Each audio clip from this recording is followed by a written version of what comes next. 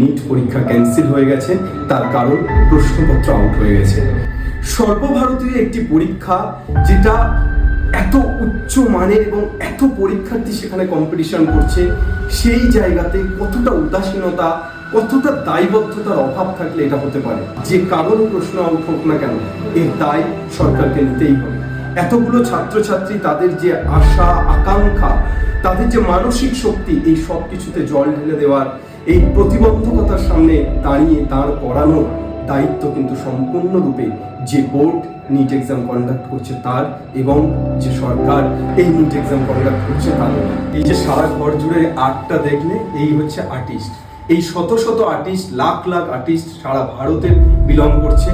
আমি চাইবো যে এরা এদের মানসিক দৃঢ়তা ধরে রাখুক।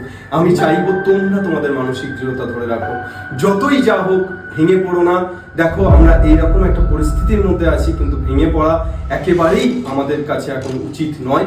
আমরা লড়াই করবো।